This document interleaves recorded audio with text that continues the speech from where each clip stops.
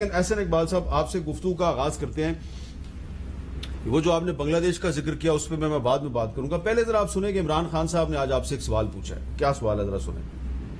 ابھی جو لوگوں کو پتا چلے گا کہ مہنگائی ہوتی کیا ہے، ہمارے دور میں دنیا میں تب پاکستان سب سے سستا ملک تھا۔ اب تو یہ بھی کہہ رہے ہیں نا کہ جی عالمی مہنگائی ہے، تو ہمارے دور میں بھی عالمی مہنگائی تھی، لیکن ہم نے IMF کا پریشر برداشت کیا۔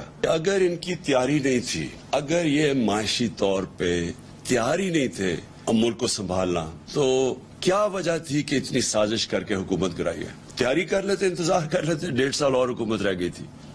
جی احسن اقبال صاحب، اگر تیاری نہیں تھی تو 1.5 سال انتظار کر لیتے۔ دیکھیے احمد صاحب، سب سے پہلے میں سمجھتا ہوں کہ یہ واقعی ایک میڈل دینا چاہیے ڈھٹائی کا کہ جو لوگ اس ملک کو یہاں پہنچانے کے ذمہ دار ہیں وہ اس طرح کی بیان بازی کریں۔ مثال کے طور پہ 2 انہوں نے باتیں کی کہ ہم نے IMF کا پریشر برداشت کیا۔ آج ہماری حکومت کو جو بھگتنا پڑ رہا ہے اس کی وجہ وہ IMF کا معاہدہ ہے جس کے اوپر عمران خان صاحب کی حکومت دستخط کر کے گئی ہے۔ انہوں نے 3-4 سال تک اس کے ساتھ کھیلتے رہے اور ان کا جو سارا ملبہ ہے وہ ہمارے اوپر گرا ہے۔ IMF یہ کہتا ہے کہ ہمیں یہ نہیں پتا کہ عمران خان کون ہے اور شہباز شریف کون ہے، ہمیں پتا ہے حکومت پاکستان، کہ ہمارے ساتھ حکومت پاکستان نے یہ معاہدہ کیا ہے۔ اب سوال یہ ہے کہ جہاں پر یہ ملک کی معیشت کو چھوڑ گئے ہیں، میں آپ کو صرف اس کی ایک مثال دیتا ہوں۔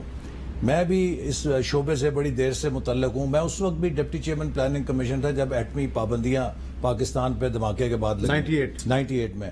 اس وقت بھی ہم نے سارا سال اپنا ڈیولپمنٹ بجٹ سپورٹ کیا تھا، صرف 20-25% اوور آل کٹ لگائی تھی، لیکن 4 کوارٹر میں پیسہ ریلیز کیا تھا۔ اب جب ہم حکومت میں آئے ہیں، 900 ارب کا جو ڈیولپمنٹ بجٹ تھا وہ کٹ کے 550 ارب ہو چکا تھا، اور 4th کوارٹر اپریل مئی جون آخری سمائی کے لیے دیر از زیرو ریلیز۔ فائنانس نے صاف کہہ دیا کہ وی ہیو نو منی، اور ڈیفیسٹ اتنا بے قابو ہے، ہم پیسہ نہیں دے سکتے۔ تو سوال یہ پیدا ہوتا ہے کہ اگر یہ اتنی اچھی معیشت دے کر گئے تھے تو انہی کی وزارت خزانہ، انہی کے افسران ہیں جو وہاں پر آخری دنوں کے ہیں، انہوں نے یہ کیوں کیا کہ آخری سمائی کے لیے ایک پیسہ نہیں دیا؟ تو لہٰذا IMF کے ساتھ جو معاہدہ عمران خان صاحب نے کیا تھا اور اس کے ساتھ جو یہ مس ٹریٹ کرتے رہے، اگر کوئی چیزیں آپ نے کہی تھیں آپ ان پہ عمل کرتے، اگر آپ نے نہیں کیا، معیشت کو بگاڑا۔ اب ہمارے لیے چوائس یہ ہے کہ اس صورتحال میں کہ جب آپ نے معیشت کو ایک بند گلی میں کھڑا کر دیا ہے، آپ یا IMF سے واک آؤٹ کریں یا پھر IMF کے ساتھ معاہدہ کریں، چونکہ انٹرنیشنل جتنے آپ کے معاملات ہیں وہ سب IMF کے معاہدے کے ساتھ جڑے ہوئے ہیں۔ تو اس لیے اب ہم جو بوجھ اٹھا رہے ہیں، کون سی حکومت چاہتی ہے کہ وہ آگے لوگوں کو اتنی تنگی دے؟ ہم ان کے حصے کا بوجھ اٹھا رہے ہیں، اسی لیے ہم نے 1 مہینہ بھی لگایا۔ یہ کہتے تھے جی میں نے وسائل اکٹھے کیے، ہم نے ٹیکس اکٹھا کیا، اس لیے پیٹرول سستا کر دیا ہے۔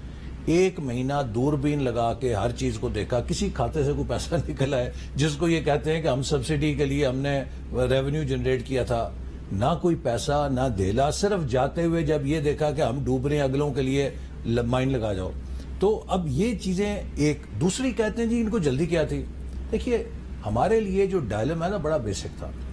ایک طرف یہ تھا کہ اگر یہ 1.5 سال بیٹھے رہتے تو انہوں نے تو اتنا گہرا ان کی سیاسی قبر کھودنی تھی کہ کسی کو یہ نظر بھی نہ آتا ہے۔ لیکن دوسری طرف جو ان کا گیم پلان تھا، جس طرح یہ ہمارے قومی اداروں کے ساتھ کھیل رہے تھے، جس طرح یہ سیاسی بنیادوں پہ قومی اداروں میں تقرریاں کرنا چاہ رہے تھے، جس طرح یہ ہمارے قومی اداروں مسئلہ تقرری کا ہے، جس طرح یہ اگلے الیکشن کو دوبارہ قومی اداروں کے ذریعے ہائی جیک کرنا چاہ رہے تھے۔